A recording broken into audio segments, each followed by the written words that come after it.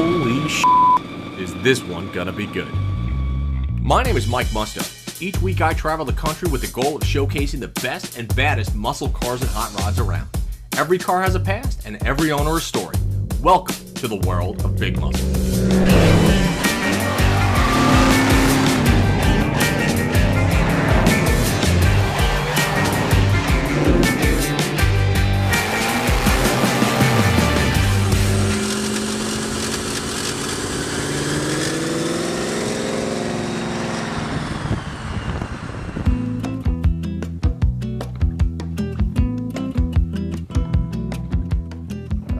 Growing up in New Zealand, I had just a very big passion for American cars. It was very difficult to get American cars in New Zealand at the time. And once of course I got to the US and my passion just grew and grew, and I just happened to like everything. I just like them all. I like exotic cars, and I like hot rods. I like the 60s, 70s. I even got a 60 Cadillac that's in the paint shop right now. I just sort of got turned on to those, and I think they're awesome too, you know. It's kind of hard to pick any one. I like all the Ford, Mopar, Chevrolet. Everyone's got its own points. Actually, I'm not an engineer. I'm actually a telecommunications guy, but I grew up, growing up in New Zealand, I had a lot to do with hot rods. I actually belonged to the Marineland Street Rod and Custom Club when I was a kid. I built drag bikes, I built choppers, I built hot rods. And I've just always had a passion for anything that moves, makes a noise. I like it.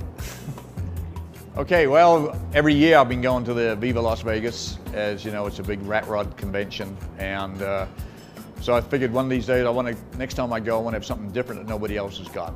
So that's where the idea came up, to build a car that had 2 engines. And so that's where I started. I got the body, I got the engines, and built it from there.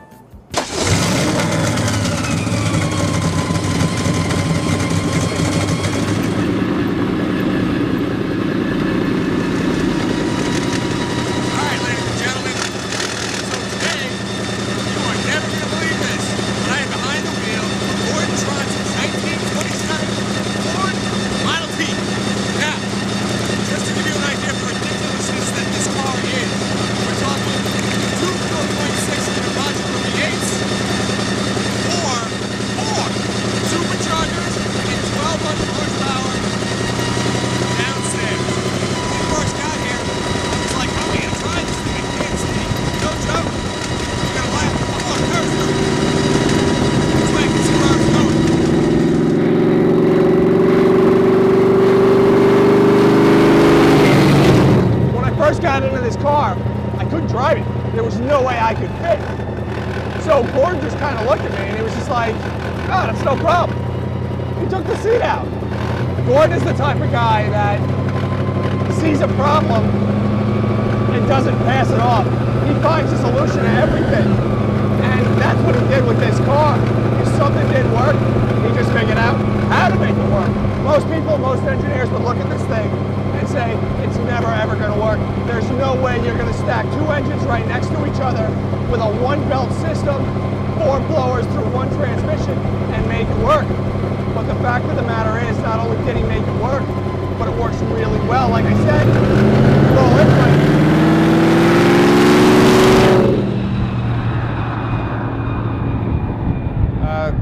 I do get questioned whether both engines are actually running, and now, of course, I'm getting questions, well, do all the superchargers work? So I'm quite often correcting everybody and letting them know, yes, everything works. Everything works. I decided to go with the engines side by side because a number of people have done it with the engines inline. And the visual effect of that is the wheelbase is too long. So now you have a hot rod or a car that's just kind of not proportioned, and driving it is not going to be the greatest thing in the world. So I thought, well, if I go side by side, then I can get back to a realistic wheelbase. Side by side is nothing new. Back in the 50s and the 60s drag racing, they actually did a lot of it. And I just figured, well, if they can do it, I can do it. So what I did is having the 2 engines side by side, if you can think of a big triangle. So the engines have cogs on them, and then down the bottom is a jack shaft. And that also has a cog on it, supported by two massive bearings. And on the back of that is a flange, and it's just after that it's a regular bell housing, torque converter, transmission. Everything just bolts up, and the belt just runs around everything with a idler in the middle to take up the tension. They are actually Hemis. They're a Ford 4.6 period 96 to 2000. They're only 281 cubic inch. They're all aluminum. They're 6-bolt mains. They will actually RPM to about 7,000. They're all aluminum, have 4 valves, double overhead cam. I actually did away with all electronics that came with the engine and retrofitted 1939 Ford flathead mag pickup distributors, mainly because it just made a lot of sense to make it easier and kind of old school. And then of course, as you know, there's the superchargers, the manifold, the carburetors is once again old school. So what we have now is late model, state-of-the-art engines, but with some of the old school running gear on them.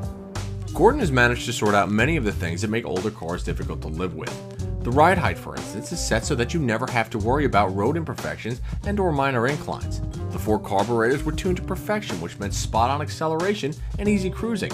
Then there were the car's actual road manners, which probably came as the biggest surprise. From the alignment and the brakes to the ride quality and handling, this car was not just a showpiece, but a 100% roadworthy hot rod that has the capacity to be driven anywhere at any time. So badass. I feel like it's just testosterone epitomized. Seriously, if you don't have a penis and you want one, drive this car, you'll grow one within a quarter mile. Actually, like I said, I have 2 now. Amazing. Such a good car. Woo. Everybody just stops and they look. And you guys can see I'm driving this thing. And it's so easy to drive. I mean, this is usually my height inhibits me, and like I said in the beginning, it did. But now I'm sitting on a box. I can see over everything. And it's glorious. So much fun. I mean, don't get me wrong, if I got into an accident and crashed, I'd be dead. But who cares? It's worth it. I gotta tell this guy behind me to turn around. It's ridiculous, isn't it? It's got 1,200 horsepower. I am so frightened to push the gas down. Just because it's totally hand-built, front to back. It's the most insane thing I've ever seen. Later, guys. Like I said, everybody loves it. Everybody loves it.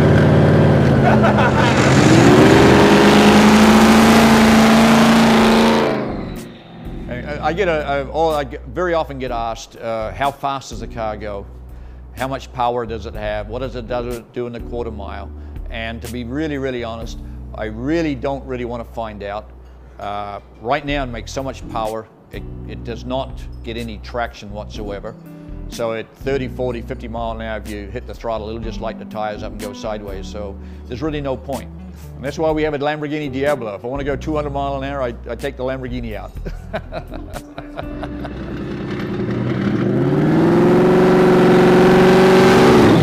Even in 110-degree weather with the sun down, oh my God, I would do this all day.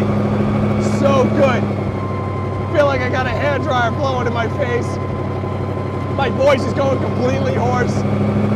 It's worth every hot, sweaty, dirty second. And I would do it again tomorrow.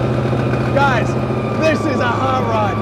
This is like, if there's a guy out there that thinks they can trump this, go ahead. LS1, LS2, 2 superchargers, 1 turbo, 3 turbos. Man, you better start pulling stuff out of your nether regions, because if you plan to build something better than this, that's fully functional, drivable, turnkey, no problems like Gordon did, man, you got your work cut out for you. This car, woo! I love this. Come on, take it home.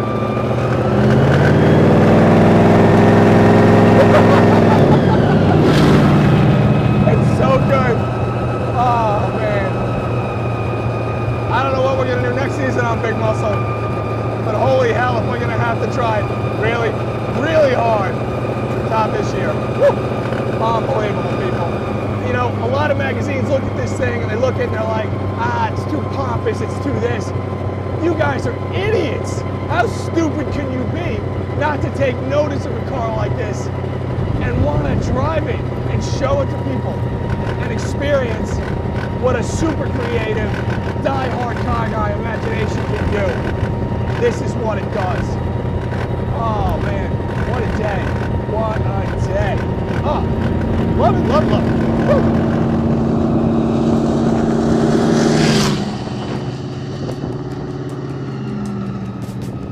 Now, and of course the car actually is just a killer everywhere it goes. It's obviously the only one of its kind. I know there's not going to be another one like it. And for the most people, they love to see it just because it is different. And I really get a kick out of making everybody happy who's looking at it. And I get a lot of extremely nice compliments, great engineering. And the biggest one I actually get is when I do take it to a show is these guys will come up and say, hey, thanks very much for bringing it out for us to look at. This is really cool. And I think that's worth, you know, it makes it worth it. It's just so neat that everybody appreciates the car. And it's just a fun deal. Well, now that I've built the twin engine hot rod, it's pretty tough to go backwards. So I figure the only way to go is still keep going forward. So my next project that I'm sort of in the midst of building, and just to give you an idea, it's a multi-engine motorcycle. And in itself, that in itself is going to be quite an engineering achievement, maybe even more so than Double Trouble. So look out, because you'll have to wait and see it. The muscle car hobby, as most of you guys know, is pretty fickle. A lot of times you'll go to a car show and you'll hear people talking. You'll hear people kind of cutting down other people's cars. They'll say things like, oh, I don't like the paint on this, or I don't understand why he wired this like that, or oh my God, those wheels are disgusting. You know, everybody's got a comment. And after a while, it gets old and it gets annoying. You know, we look at cars like Gordon's Double Trouble hot rod. The thing is a masterpiece of backyard engineering, ingenuity, and visioning. And, you know, amazing is a relative term, but this car truly was. We drove this car in 103-degree heat in the desert in Henderson, Nevada. Now, I can't run my Charger in 103 heat in the desert in Henderson, Nevada without the thing overheating, but yet this car did it. With 2 engines, 4 blowers, 4 carburetors, transmission that worked, everything worked as it should. So guys, look at this hot rod, take your inspiration, know that we had an amazing time with it, and thank you for this season of Big Muscle. Thank you for the comments, thank you for the inspiration, and thank you for tuning in. We'll see you next season. So next season for Big Muscle, we're thinking about doing something a little bit different. We're thinking about maybe doing like a road trip style show where we go back and forth different things. And as you can tell, people are starting to get a little bit of excitement in their loins. Now, Zach is probably one of the most excited because he's been wanting to do a road trip forever. Thaddeus is really excited too, but he's the guy behind the camera that always makes us like look good and, you know, brings us all this stuff.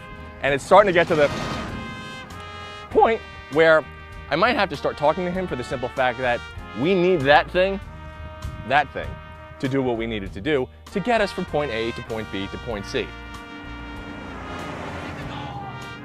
This is what I have to deal with every time we shoot. I have to deal with an adolescent, I have to deal with a man with a huge man with big tattoos, so I can't really say anything bad about him. And I don't know. I don't know what next season's gonna be like. All I know is we're gonna be on the road in a big fat station wagon, and it should be a hell of a lot of fun.